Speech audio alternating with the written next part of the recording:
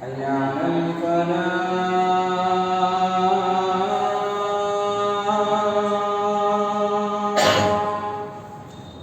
حي على الفلاح.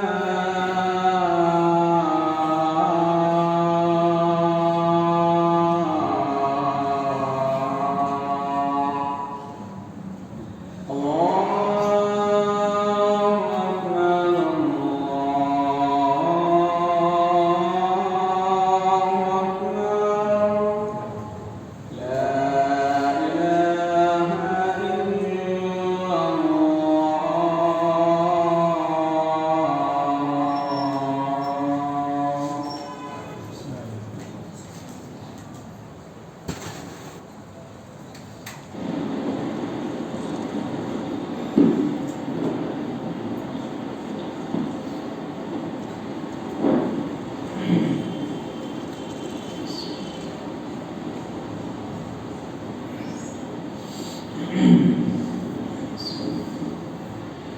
إن الحمد لله نحمده ونستعينه ونستغفره ونعوذ بالله من شرور أنفسنا ومن سيئات أعمالنا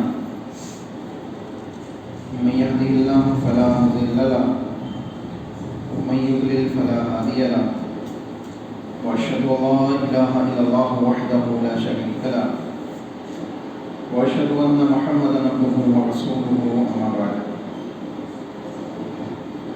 فإن خير الحديث كتاب الله وخير الحديث حديث محمد صلى الله عليه وسلم وشر الأمور محدثاتها وكل محدثة بدعة وكل بدعة ضلالة وكل ضلالة في النار. فقال الله تعالى في كتابه المجيد فأعوذ بالله من الشيطان الرجيم بسم الله الرحمن الرحيم إن الصلاة لآتية لا ريب فيها. فقال النبي صلى الله عليه وسلم أنا والساعة كهاتين. تمام قسم کی حمد و ثنا کبریائی بڑائی اس وحدہ لا شریک خالق کائنات مالک ارض و سما کے لیے لائق و ربا ہے جو تمام مخلوقات کا خالق اور مالک ہے. وہ رب العالمین کہ جس کی اجازت اور حکم کے بغیر انسان کے جسم میں دوڑنے والا خون کا قطرہ ہو یا اس کی سانس ہو جو اس کے جسم کے اندر آتی اور جاتی ہے،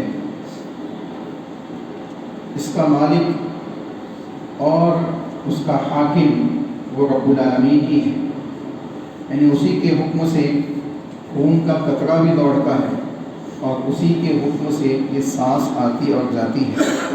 جب اس کا حکم ہوگا تو یہ بند ہو جائے گی. وہ رب العالمین جو زمین پہ بسنے والی مختلف مخلوقات جس میں انسان بھی موجود ہے اور دوسری مخلوقات بھی ہیں ان کو بھی رزق عطا کرتا ہے، آسمانوں میں اڑنے والے پرندوں کو بھی رزق عطا کرتا ہے، سمندروں کی تہ میں بسنے والی مچھلیوں کو اور اس قسم کے دوسرے جانداروں کو بھی رزق عطا کرتا ہے.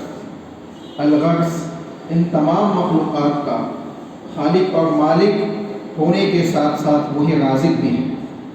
اس رب العالمین کی حمد و ثنا ہے جو تمام جہانوں کا پالنہار ہے. سبحان اللہ و بحمدہ سبحان اللہ العظیم. انگنت درد و سلام ہو انبیاء کی مقدس جماعت پر، خصوصاً سید المرسلین رحمت للعالمین شافی محشر جناب محمد رسول اللہ صلی اللہ علیہ وسلم کی ذات گرامی پر.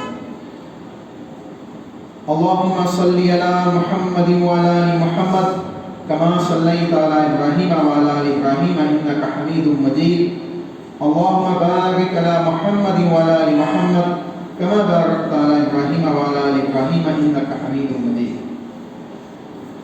دوستو، بزرگوں، نوجوان ساتھیوں، پچھلے جمعے میں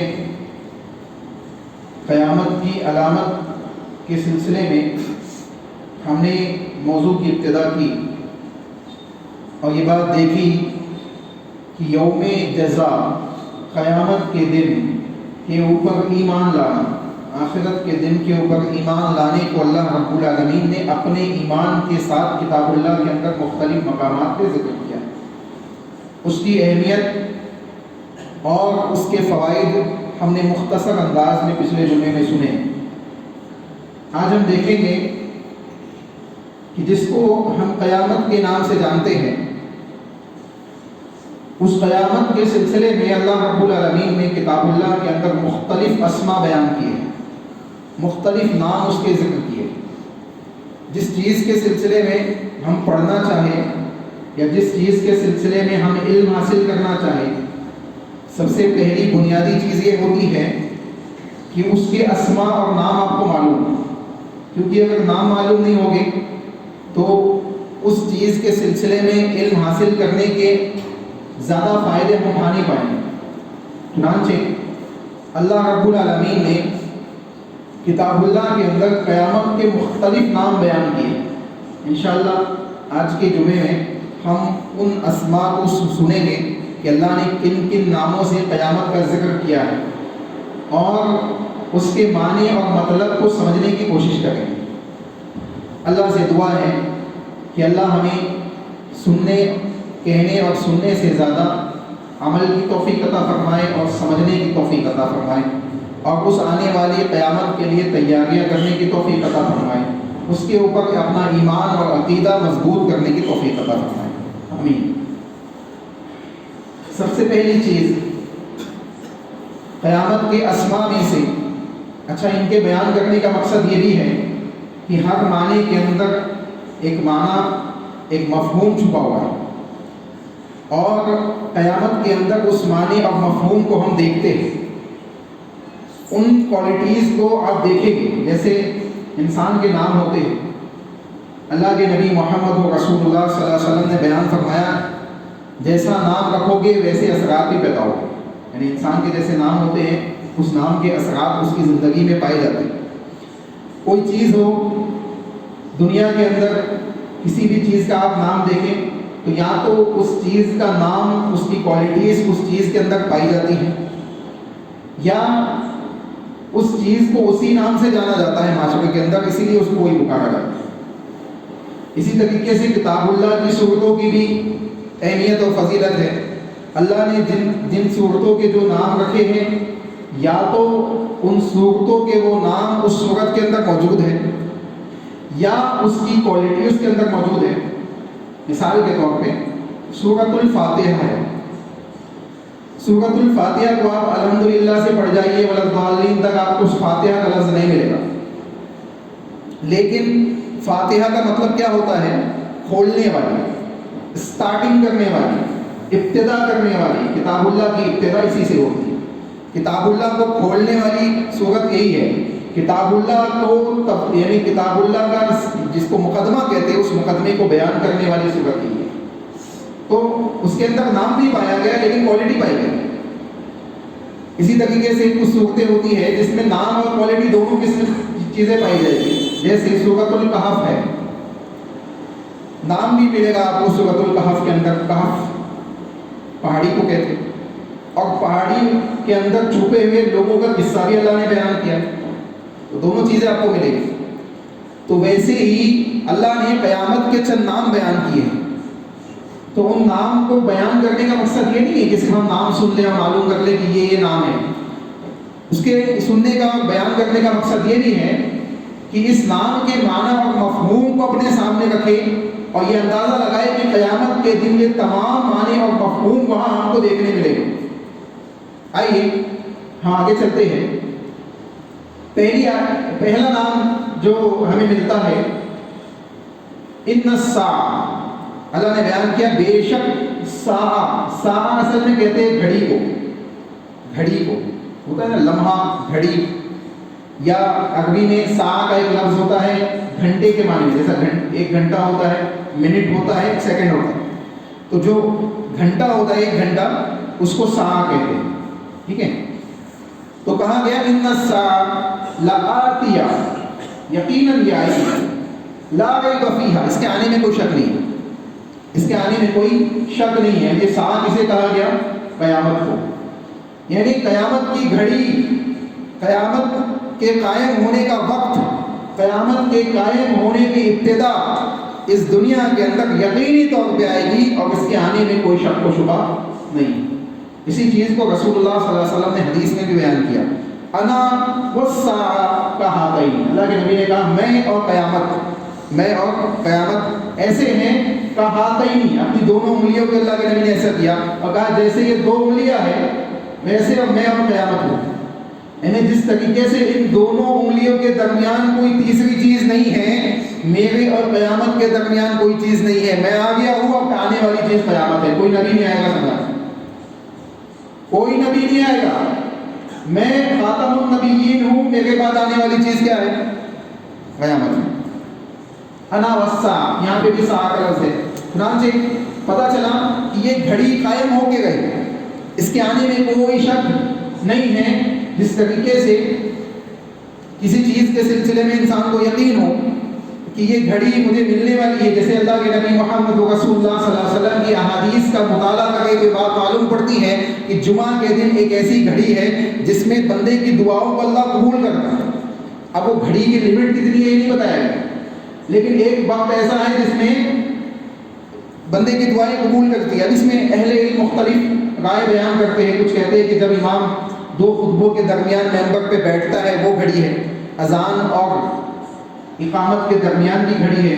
بعض لوگوں نے مختلف اوقات بیان کی، بعض نے عصر اور مغرب کے درمیان کا وقت بیان کیا. تو میں کہا اس میں اختلاف ہے. البتہ بتانے کا مقصد یہ ہے کہ جمعہ کا دن فجر سے لے کے جمعہ تک کا جو وقت ہوتا ہے یا مغرب تک کے جو وقت ہوتا ہے، جو جمعے کی لمٹ ہے، اس کے اندر یہ گھڑی کبھی بھی ہو سکتی ہے. جیسے لیلۃ القدر ہے، لیلۃ القدر کے سلسلے میں بھی یہ بات کہی گئی، اس رات میں ایک گھڑی ہے، یا اس رات کے سلسلے میں مکمل طور پہ اللہ نے بیان کیا کہ یہ مکمل کی مکمل رات سلامت والی ہے. تو دونوں قسم کی باتیں ملتی ہیں. چنانچہ آگے چلتے ہیں. یہاں پہ ساعہ کے ساتھ اللہ نے ذکر کیا یہ گھڑی قائم ہو کے رہے گی، اس کے قائم ہونے کے سلسلے میں کوئی شک و شبہ نہیں ہے، یعنی قیامت قائم ہو کے رہے گی. اس کے بعد دوسرا نام اس کا بیان کیا گیا یوم البعث، با عین سا، یوم البعث.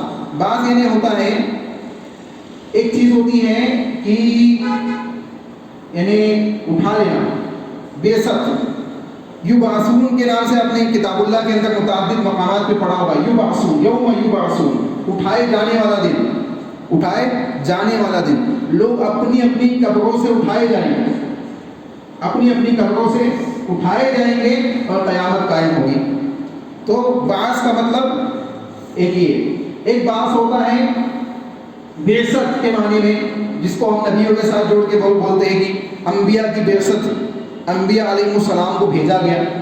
تو دونوں ہی قسم کے معنی آپ کو اس میں ملیں گے کہ قیامت اللہ کے حکم سے قائم ہوگی اور اللہ کے حکم سے لوگ اٹھائے جائیں گے.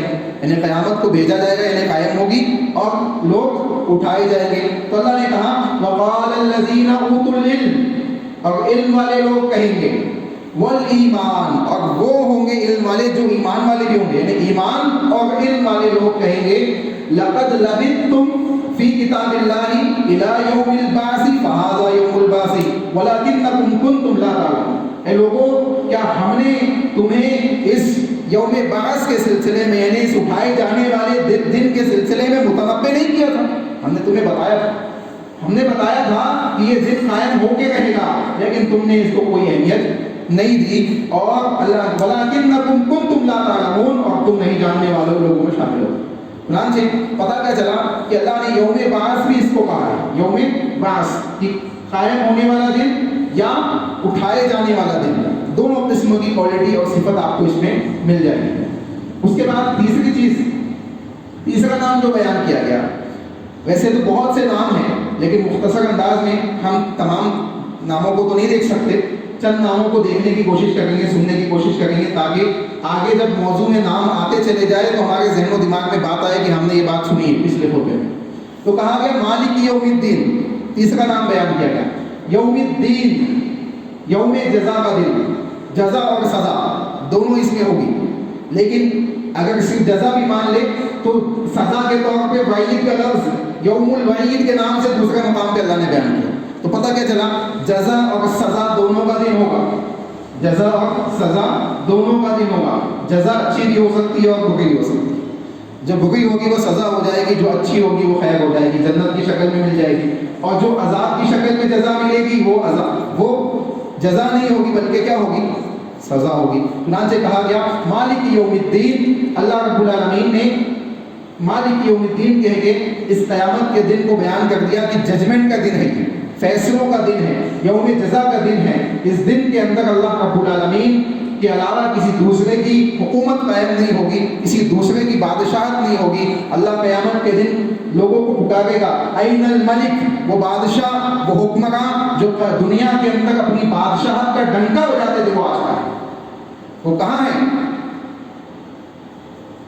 کہا جائے گا آج اللہ کے علاوہ کسی کی بادشاہت نہیں، آج کسی کی بادشاہت نہیں ہے، آج اللہ رب العالمین کی بادشاہت، یعنی آج بھی اللہ ہی کی بادشاہت ہے، لیکن دنیا کے اندر مختلف مقامات پہ لوگ اپنے آپ کو بادشاہ سمجھتے، حکومت ان کے ہاتھ میں ہوتی ہے تو وہ سمجھتے ہیں کہ ہم ہی سب سے بڑے ہیں، لیکن ان کو معلوم ہونا چاہیے کہ ایک دن قائم ایسا بھی ہونے والا ہے کہ آدم علیہ السلام سے لے کے دنیا میں پیدا ہونے والا آخری شخص تک اللہ رب العالمین کے سامنے ہوگا اور اس کو حساب و کتاب دینا ہوگا، تو یہی یوم جزا کا دن ہے، یوم جزا کا دن۔ اس کے بعد اللہ نے دوسرے مقام پہ چوتھا نام بیان کیا یوم الحسرہ، حسرت والا دن، حسرت، افسوس والا دن۔ کچھ لوگوں کے لیے خوشی کا دن ہوگا، کچھ لوگوں کے لیے افسوس والا دن ہوگا۔ فیصلے کے بعد جب فیصلہ ہوگا تو کچھ لوگوں کے لیے خوشی کا موقع ہوگا، جیسے دنیا میں ہوتا ہے ایک بچہ جب بورڈ کے ایگزام میں کامیاب ہو جاتا ہے یا یوں ہی نارمل کلاسز کے ایگزام میں پاس ہوتا ہے تو اپنے رزلٹ کو اپنے گھر والوں کو دکھاتا ہے، دیکھو میں اچھے نمبر سے پاس ہوا ہوں، اور دوسرا بچہ جو فیل ہو جاتا ہے وہ اس کو چھپاتا ہے، اس کو بتانا نہیں چاہتا، وہ چاہتا نہیں ہے کہ کسی کو معلوم ہو جائے۔ اللہ نے یہی کیفیت بیان کی، جو کامیاب ہوں گے سیدھے ہاتھ والے وہ اپنے نامہ اعمال کو لوگوں کو دکھاتے ہوئے پھریں گے، دکھاتے ہوئے آگے بڑھیں گے کہ دیکھو ہم کامیاب ہو گئے، اللہ نے ہمیں اچھی جزا دی ہے، اللہ رب العالمین نے اچھا صلہ دیا ہے، ہماری نیکیوں کا ہمیں اچھا اجر و ثواب دیا ہے۔ اور جو ناکام ہوں گے وہ منہ چھپاتے ہوئے اپنے نامہ اعمال کو چھپاتے ہوئے، جن کے لیفٹ ہینڈ پہ اللہ رب العالمین نامہ اعمال دے گا، وہ ناکام ہونے والے لوگ اپنے آپ کو چھپاتے ہوئے پھریں گے۔ چنانچہ کہا گیا یوم الحسرہ، کہا گیا وانذرہم یوم الحسرہ، اے لوگوں اس دن سے ڈرو جو حسرت والا دن ہے، افسوس والا دن ہے، اذ قضی الامر، اور جس دن فیصلے کیے جائیں گے، وہم فی غفلۃ وہم لا یؤمنون، اور تم غفلت میں ڈوبے ہوئے ہو، تم ایمان نہیں لاتے، یعنی غفلت میں ڈوبے ہوئے ہو، ایمان نہیں لاتے ہو۔ اس حسرت والے دن سے ڈر جاؤ، خوف زدہ ہو جاؤ کہ کہیں ایسا نہ ہو تم افسوس کرنے والے لوگوں میں شامل کر دیے۔ اللہ اکبر، کتنی بڑی بات، انسان کو سوچنا چاہیے۔ اس کے بعد پانچواں نام ذکر کیا گیا الدار الاخرہ، آخرت کا دن، آخرت کا گھر، کہا گیا وَإِنَّ الدَّارَ الْآخِرَةَ، اور یہ آخرت کا گھر لَهِيَ الْحَيَوَانُ لَوْ كَانُوا يَعْلَمُونَ، اللہ نے بیان کر دیا یہ آخرت کا دن ہے، یعنی یہ آخرت کے دن کے نام سے اس کے اسما میں سے ایک نام یہ ذکر کیا گیا کہ آخرت کا دن، اس کا مطلب ہے کہ آخرت کا دن اور قیامت کا دن یہ دونوں ایک ہی چیز ہے، دو مختلف چیزیں نہیں ہیں۔ آخرت کے دن پہ ایمان رکھنا، قیامت کے دن پہ ایمان رکھنا، یہ ایک ہی معنی کی دو باتیں ہیں، دو قسم کی باتیں۔ چنانچہ آخرت کے نام سے بھی اس کو بیان کیا گیا۔ اس کے بعد اللہ رب العالمین نے چھٹا نام بیان کیا یوم التناد، یوم التناد، بڑا سخت معاملہ ہے، ہانگ کے لے جانے والا، جیسے ہوتا ہے نا بکریوں کو ہانگتا ہے چرواہا، پیچھے ہوتا ہے اور اس کو ہانگتے ہوئے اپنے گھر پہ لے جاتا ہے یا جنگل لے جاتا ہے، ہانگنے والا دن، یا اسی طریقے سے چیخو پکار والا دن، لوگ چیخو پکار پہ ڈوبے ہوئے ہوں گے، سخت معاملہ ہوگا، نفسی کا عالم ہوگا، ہر انسان یہ چاہے گا کہ میں بچ جاؤں، دوسرے کا کیا ہوتا ہے مجھے اس سے مطلب نہیں۔ اللہ اکبر، یہ کیفیت ہوگی، یہ کیفیت ہوگی، اور لوگوں کو ہانگا جائے گا میدان حشر کی جانب، میدان حشر کی جانب لوگوں کو ہانگ کے لے جایا جائے گا، ڈھکیل کے لے جایا جائے گا۔ اللہ اکبر، یہ کیفیت ہوگی قیامت کے دن کی جب قائم ہوگا۔ اللہ نے کہا حضرت نوح علیہ السلام نے اپنی قوم کو اس بات سے ڈراتے ہوئے بیان کیا، وَيَا قَوْمِ، اے میری قوم کے لوگوں، إِنِّي أَخَافُ عَلَيْكُمْ يَوْمَ التَّنَادِ، میں ہانگنے والے دن کے سلسلے میں تمہارے لیے ڈرتا ہوں کہ اس دن کہیں تمہارا معاملہ غفلت والے، نقصان اٹھانے والے، خاسرین لوگوں میں نہ ہو جائے۔ اللہ اکبر۔ حضرت نوح علیہ السلام تنبیہ کر کے یوم التناد، ہانگے جانے والے دن، یعنی انسان کو ڈھکیل کے میدان محشر کی جانب لے جایا جائے گا، دنیا کے ہر جگہ سے لوگوں کو اٹھایا جائے گا، قبرستانوں سے لوگ اٹھیں گے اور اٹھنے کے بعد میدان محشر کی جانب ان کو ہانگا جائے گا۔ اللہ اکبر، یہ کیفیت ہوگی پوری۔ اس کے بعد کہا گیا دار القرار وَإِنَّ الْآخِرَةَ هِيَ دار القرار، اللہ نے کہا یہ آخرت کا دن یہی قرار کا دن ہے، اقرار کرنے کا دن ہے، اپنے گناہوں کا، اپنی نیکیوں کا، اپنے تمام معاملات کا لوگ اقرار کریں گے اللہ رب العالمین کے سامنے۔ اگر جھوٹ بولیں گے زبان بند کر دی جائے گی، زبان بند کر دی جائے گی، ہاتھوں کو اللہ زبان دے دے گا، قدموں کو زبان دے دے گا، جسم کے مختلف اعضاءوں کو زبان دے دی جائے گی، اور یہ جسم کے دوسرے اعضاء اس کے خلاف گواہی دیں گے کہ اللہ یہ اس نے اس ہاتھ کے ذریعے یہ گناہ کیا تھا، ان آنکھوں کے ذریعے یہ گناہ کیا تھا، جسم کے اس اعضاء کے ذریعے یہ گناہ کیا تھا۔ اب اندازہ لگائے یہ جسم کے آپ کے اعضاء آپ کے خلاف گواہی دیں گے، آپ کے خلاف گواہی دیں گے۔ اللہ نے کہا کہ ہم زبان پہ نختم مہر لگا دیں گے، بند کر دیں گے اس کو، کہ جھوٹ بولنے والی زبان کو اللہ بند کر دے گا، اس کو بند کر دے گا، اور اس کو بند کرنے کے بعد جسم کے دوسرے اعضاء کو بولنے کی صلاحیت دے دے گا۔ اور اللہ رب العالمین قادر مطلق ہے، یہ کوئی بڑی بات نہیں ہے اس کے لیے، یہ کوئی بڑی بات نہیں ہے۔ جب اصحاب الاخدود کا واقعہ آپ نے سنا ہے، لمبا واقعہ ہے۔ اصحاب الاخدود کے لوگوں کو آگ کے گڑھے میں ڈالا جانے لگا، اور کثیر تعداد میں لوگ تھے، ان لوگوں کو آگ کے گڑھے میں ڈالا جانے لگا، تو ایک معصوم سا بچہ تھا ایک ماں کے ہاتھ میں، نومولود بچہ۔ وجہ کیا تھی لوگوں کو آگ میں ڈالے جانے کی؟ کہ انہوں نے مان لیا تھا کہ ایک اللہ وحدہ لا شریک کے اوپر ایمان لے آئے تھے۔ تو اس زمانے کے بادشاہ نے، جو ظالم اور ظالم بادشاہ تھا، کہا مجھ پہ ایمان لاؤ، اللہ کے ایمان کو چھوڑ دو نہیں تو آگ میں ڈال دوں گا۔ ایک بڑا گڑھا اس نے کھدایا اور آگ جلا کے تمام لوگوں کو اس میں ڈالنے لگا۔ اس میں ایک ماں تھی جس کے ہاتھ میں ایک بچہ تھا، معصوم سا بچہ۔ جب وہ جانے لگی تو اس کے دل میں بات آئی کہ یہ بچے کا کیا ہوگا، یہ بھی جل جائے گا، وہ پیچھے ہٹنے لگی۔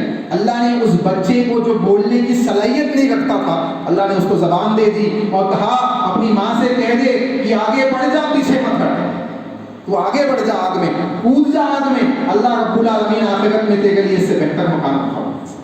اللہ اکبر۔ وہ بچے کو اللہ نے بولنے کی صلاحیت دی۔ جو بچہ بولنے کی صلاحیت نہیں رکھتا تھا، تو آپ کا ہاتھ، آپ کا جسم کے دوسرے اعضاء، کیا ان کو صلاحیت دینا اللہ کے لیے کوئی بڑی بات ہے؟ کوئی بڑی بات نہیں۔ وہ علی کل شیء قدیر، وہ ہر چیز پہ قادر ہے۔ چنانچہ اللہ نے اس بات کی وضاحت بیان کی، اور رسول اللہ صلی اللہ علیہ وسلم کی حدیث سے بھی ہمیں یہ بات معلوم پڑتی ہے کہ اقرار کا دن ہوگا، قرار کرنے کا، لوگ قبول کریں گے، لوگوں کے جسمانی اعضاء قبول کریں گے کہ ہم نے فلاں کام فلاں مقام پہ انجام دیے تھے۔ اللہ اکبر۔ آج دنیا کی کیفیت ایسی ہی ہے، آنکھوں سے دیکھتا ہے، ہاتھوں سے عمل میں لاتا ہے، قدموں سے گناہ کی طرف بڑھتا ہے، اور ڈنڈے پیٹ پہ کھاتا ہے۔ اس پیٹ کی کیا غلطی ہے؟ اور پھر آنکھوں سے ہی آنسو نکلتے ہیں، اور جسم کے دوسرے تمام اعضاء اس درد اور تکلیف کو محسوس کرتے ہیں۔ تو کیفیت وہی ہوگی۔ آج اس جسم کے مختلف اعضاء کو انسان یہ سوچتا ہے کہ گناہوں کی لذت سے میں گناہوں کی لذت اس کو پہنچا دوں، آخرت میں یہی جسم کے اعضاء اس انسان کے خلاف گواہی دیں گے کہ اللہ اس نے تیرے حکم کو بجا نہیں لایا، اور گناہوں کے معاملات کو انجام۔ اللہ ہم سب کی حفاظت فرمائے، ہم سب کی عیوب کو اللہ جیسے دنیا میں تمہیں چھپا کے رکھا ہے، آخرت میں بھی چھپا کے رکھ، اور ہمیں آخرت میں جنت الفردوس میں جگہ عطا فرما، اپنی اصلاح کرنے کی توفیق عطا فرما۔ اس کے بعد 8واں نام جو اللہ رب العالمین نے بیان کیا، یوم الفصل۔ یوم الفصل، فیصلے کا دن، فیصلے کیے جائیں گے۔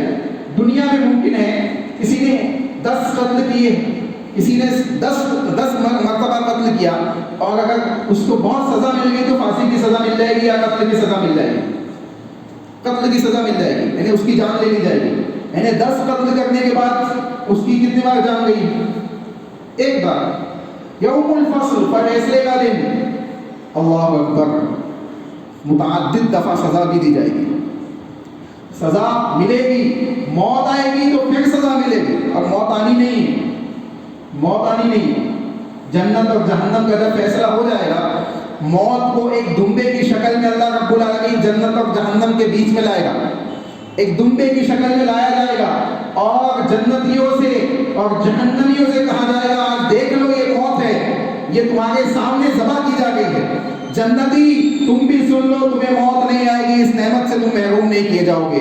جہنمیوں تم بھی سن لو، تمہیں موت نہیں آئے گی، تمہیں اس عذاب سے چھٹکارا نہیں ملے گا. تو جو امید تھی کہ موت آ جائے گی، ہو سکتا ہے ہم جہنم سے بچ جائے، موت آ جائے گی ہم عذابات سے چھٹکارا مل جائے، وہ امید بھی ختم ہو جائے گی کیونکہ موت ان کے سامنے ذبح کر دی جائے. یوم الفصل، فیصلے کا دن. فیصلے ہوں گے، ہر ایک کے حق میں صحیح فیصلے کیے جائیں گے، عدل و انصاف سے کیے جائیں گے اور مکمل فیصلے کیے جائیں گے. یہاں تک کہ حدیث میں آتا ہے کہ اگر کسی بغیر سینگ والی بکری نے سینگ والی بکری کے اوپر ظلم کیا ہوگا تو اس کو بھی اللہ رب العالمین انصاف دلائے گا. یہ کیفیت ہوگی. آج کے ظالم اور جابر لوگ یہ سمجھتے ہیں کہ ہماری پکڑ کرنے والا کوئی نہیں ہے. مسلمانوں کو صبر و ضبط کے ساتھ کام لینا چاہیے اور اللہ کی ذات کے اوپر ایمان اور یقین رکھتے ہوئے اپنے معاملے کو انجام دینا چاہیے کہ اس دنیا کے اندر اگر ہم مختلف انداز سے آزمائے گئے بھی تو کل قیامت کے دن انشاءاللہ ہمیں انصاف ملے گا اللہ رب العالمین کے در پر. چنانچہ کہا گیا یوم الفصل، ھذا یوم الفصل الذی کنتم تکذبون. اللہ نے بیان کیا یہ وہی فیصلے کا دن ہے جس کو تم جھٹلاتے تھے، جس کو تم جھٹلاتے تھے. حضرت آدم علیہ السلام، نوح علیہ السلام، ابراہیم علیہ السلام، لوط علیہ السلام اور دوسرے دیگر انبیاء سے ہوتے ہوئے نبی اکرم صلی اللہ علیہ وسلم تک تمام انبیاء کے واقعات کو اٹھائیے، آپ کو پتہ چلے گا جب نبیوں نے واضح طور پہ اس دن کے سلسلے میں لوگوں کے سامنے بیان کیا، لوگوں نے جھٹلا دیا، کہا ایسا کوئی دن قائم ہونے والا نہیں. آج بھی لوگ ہیں دنیا میں ایسے لوگ ہیں جو کہتے ہیں کوئی قیامت قائم ہونے والی نہیں. مسلمانوں میں بھی ایسے لوگ ہیں. اللہ نے کہا تم جھٹلانے والے تھے، سن لو یہ فیصلے کا دن قائم ہو گیا ہے. ان سے کہا جائے گا یہ دیکھو فیصلے کا دن ہے جس کو تم جھٹلاتے تھے. اس کے بعد اللہ رب العالمین نے نواں نام بیان کیا، یوم الجمع، جمع ہونے کا دن. تمام انسانوں کو جمع کیا جائے. آدم علیہ السلام سے لے کے پیدا ہونے والے تمام لوگ جو آخری شخص تک پیدا ہوگا اس کو بھی جمع کیا جائے گا. اللہ نے کہا وَتُنذِرُ يَوْمَ الْجَمْعِ لَا رَيْبَ فِيهِ، اس دن سے ڈرو جس دن سب کو جمع کیا جائے گا اور جس کے قائم ہونے میں کوئی شک نہیں، جس کے واقع ہونے میں کوئی شک نہیں. فَرِيقٌ فِي الْجَنَّةِ وَفَرِيقٌ فِي السَّعِيرِ، ایک گروہ جنت میں داخل کیا جائے گا اور ایک جہنم میں. کتنی واضح بات ہے. انہیں جمع کیا جائے گا اور کچھ لوگ جنت میں جائیں گے کچھ جہنم میں. اللہ ہمیں جنت والوں میں شامل فرمائے، جہنمیوں سے ہم تمام کی حفاظت فرمائے، آمین. یوم الحساب، 10واں نام بیان کیا گیا، حساب کا دن. حساب و کتاب ہوگا.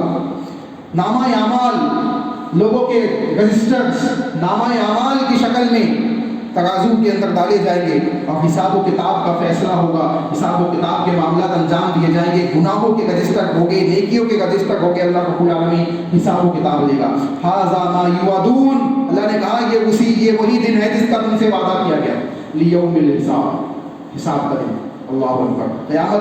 قیامت کو حساب کے دن سے بھی اللہ رب العالمین نے ذکر کیا. چنانچہ معلوم پڑا کہ حساب و کتاب ہوگا. دنیا کے اندر ایک مزدور اگر آپ صبح سے لے کے شام تک اس سے مزدوری کراتے ہیں تو اس کا حساب و کتاب رکھتے ہیں.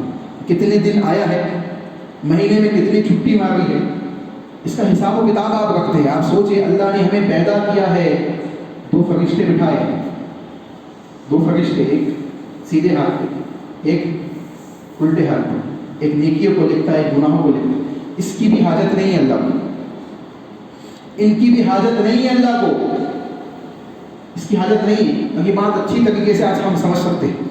فضاؤں کے اندر ہمارے معاملات موجود ہیں. آج اس ٹیکنالوجی کے زمانے میں آپ اس کو اچھی طریقے سے سمجھ سکتے ہیں. کہیں کیمرہ لگا ہوا ہے، اس سے وائی فائی کنیکٹ ہے، آپ یہاں بیٹھے بیٹھے اس کو دیکھ لیتے ہیں. اب یہاں بیٹھے بیٹھے اس کو دیکھ لے گئے، فضاؤں کے اندر معاملات موجود ہے، یہ معاملات کو موجود رکھنے والی ذات کس کی ہے؟ جس نے کائنات کو پیدا کیا آدم علیہ السلام سے لے کے پیدا ہونے والے آخری شخص تک، کیا ان کے معاملات کا حساب و کتاب کو اکیلا رکھنے پہ قادر نہیں ہے؟ یقینی طور پہ قادر ہے، لیکن ان کو بٹھایا اس لیے ہے کیونکہ انسان جھوٹا ہے۔ انسان کیا ہے؟ جھوٹا ہے، اللہ کے سامنے بھی جھوٹ بولے گا۔ تو یہ فرشتے لے آئے کہ دیکھو فلاں وقت فلاں نیکیاں کی تھی، فلاں وقت فلاں گناہ کیے تھے۔ تو اللہ رب العالمین اس کا بھی محتاج نہیں ہے، نہ سے کہا گیا حساب کا دن، یوم الوعید، وعید کا دن، عذاب کے وعدے کا دن، وعید عذاب کے وعدے، عذاب کے وعدے کا دن، نہ سے کہا گیا وَنُفِخَ فِي الصُّورِ ذَلِكَ يَوْمُ الْوَعِيدِ، جس دن سور پھونکا جائے گا یہ وعید کا دن ہوگا، یہ وعید کا دن ہوگا۔ اللہ اکبر، عذاب کا وعدہ کیا گیا، وہ عذاب ملے گا، بہت سے لوگوں کو عذابات ملیں گے، اور عذاب وعید کی شکل میں بیان کیا گیا۔ دو تین نام بچے ہیں، اس کو سن لیجیے۔ یوم الخلود، یوم الخلود ہمیشہ کے سلسلے میں بیان کیا۔ خلود کے معنی ہوتے خالدین، یعنی ہمیشہ رہنے والا۔ کہا گیا ادخلوها بسلام، داخل ہو جاؤ سلامتی کے ساتھ۔ ذالک یوم الخلود، یہ ہمیشہ کی جگہ ہے، یعنی جس کے حصے میں جیسا فیصلہ ہوگا، اگر سلامتی والا فیصلہ جنت کا فیصلہ ہے تو جنت ہمیشہ کے لیے ملے گی، جہنم کا فیصلہ ہے تو جہنم ہمیشہ کے لیے ملے گی۔ جو ایمان والے نہیں ہیں ان کو، اور کچھ ایسے لوگ ہوں گے جن کو گناہوں کی سزا ملنے کے بعد جنت مل جائے گی، اس کی ایک لمبی ڈیٹیل ہے، اس سے پہلے کہ خطبوں میں آپ کے سامنے بات آئی ہے۔ اس کے بعد کہا گیا یوم الخروج، اخراج کا دن، خروج کہتے ہیں نکالے جانے کو، یا چیخو پکار اور بھاگے جانے کو بھی کہا جاتا ہے۔ چنانچہ کہا گیا یوم یسمعون الصیحہ، جب یہ چیخ سنیں گے، بالحق، حق کی، ذالک یوم الخروج، ان کو نکالا جائے گا، یعنی یہ اٹھ کے آئیں گے۔ ایک کیفیت قبروں کی بھی یہ ہوگی، قبروں سے اٹھ کے لوگ جائیں گے، میدان محشر کی طرف بھگائے جائیں گے، ہانگے جائیں گے، جیسے کہ اوپر کی آیت میں ہم نے سنا۔ اسی طریقے سے واقعہ الحاقہ، تامۃ الکبریٰ، صاخہ، آزفہ، القاریہ، یہ 19 نام کتاب اللہ کے اندر بیان کیے گئے ہیں جو قیامت کے نام ہیں۔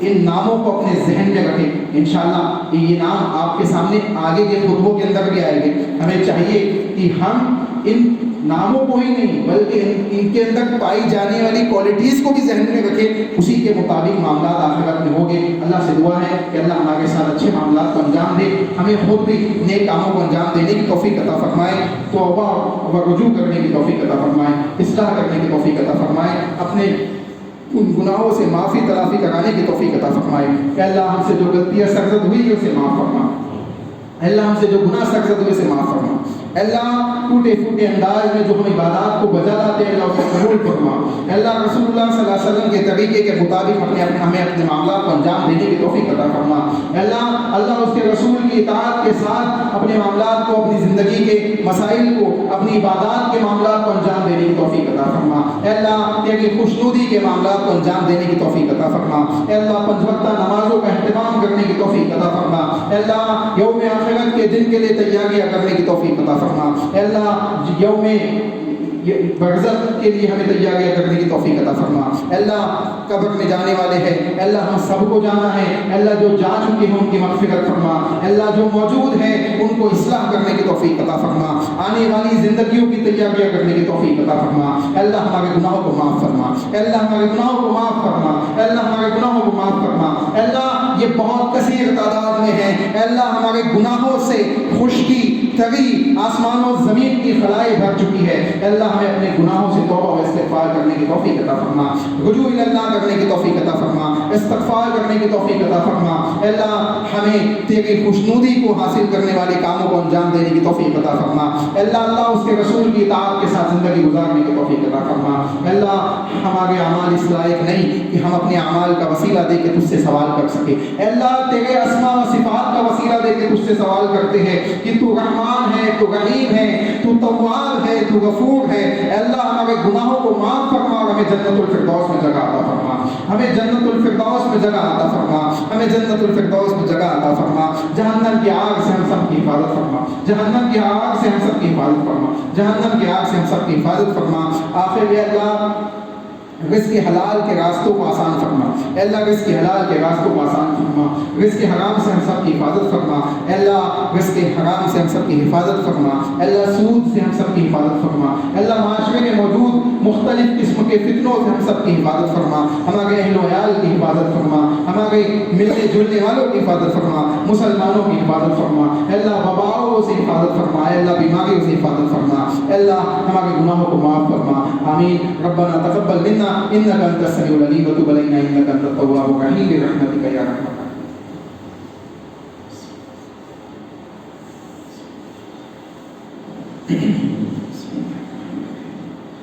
إن الحمد لله نحمده ونستعينه ونستغفره ونعوذ بالله من شرور أنفسنا ومن سيئات أعمالنا من يهده الله فلا مضل له ومن يضلل فلا هادي له وأشهد أن لا إله إلا الله وحده لا شريك له وأشهد أن محمدا عبده ورسوله أما بعد أعوذ بالله من الشيطان الرجيم بسم الله الرحمن الرحيم إن الله وملائكته يصلون على النبي يا أيها الذين آمنوا صلوا عليه وسلموا تسليما اللهم صل على محمد وعلى آل محمد كما صليت على إبراهيم وعلى آل إبراهيم إنك حميد مجيد اللهم بارك على محمد وعلى آل محمد كما باركت على إبراهيم وعلى آل إبراهيم إنك حميد مجيد عباد الله رحمكم الله إن الله يأمر بالعدل والإحسان وإيتاء ذي القربى وينهى عن الفحشاء والمنكر والبغي يعظكم لعلكم تذكرون قوموا إلى الصلاة